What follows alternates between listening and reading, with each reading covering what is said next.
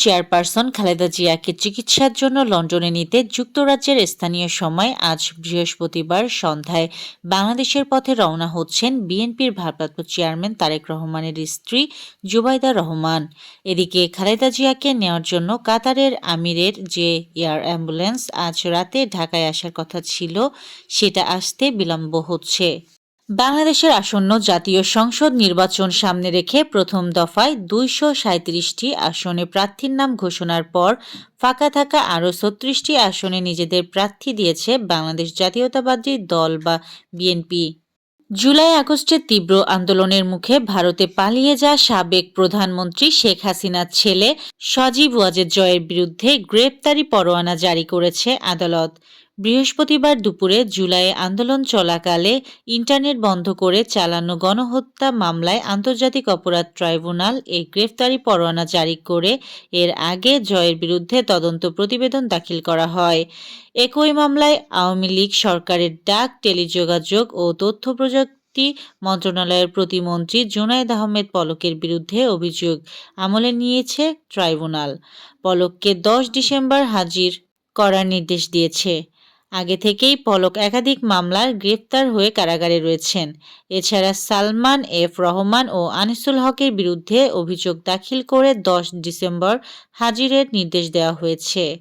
পাবনার ঈশ্বরদীতে ৮টি কুকুরছানাকে বস্তাবন্দি করে পুকুরে ডুবিয়ে হত্যার পর মা কুকুরটি এদিক সেদিক আহাজারি করছিল। ধীরে ধীরে দুর্বল হয়ে যাচ্ছিল কুকুরটি। পরে অন্য স্থান থেকে এনে মা কুকুরটির কাছে ৪টি ছানা দেওয়া হয়েছে। ধীরে ধীরে স্বাভাবিক হয়েছে কুকুরটি।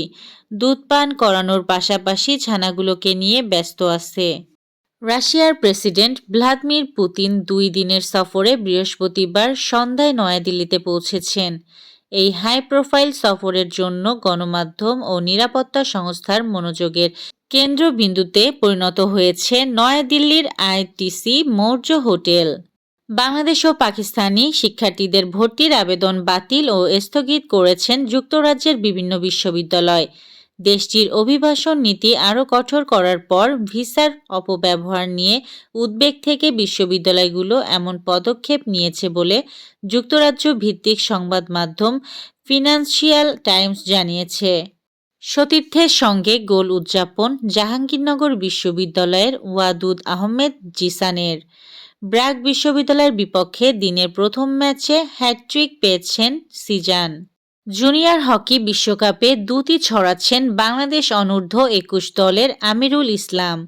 গ্রুপ পর্বে ২ হ্যাটট্রিকের পর আজ ১৭ থেকে ২৫তম স্থান নির্ধারণীয় কোয়ার্টার ফাইনালে ওমানের বিপক্ষে ৫ গোল করেছেন তিনি। ম্যাচটাও বাংলাদেশ জিতেছে ১৩-০ গোলের বিশাল ব্যবধানে। প্রথমবার এই প্রতিযোগিতায় অংশ নেওয়া বাংলাদেশের এটাই প্রথম জয়।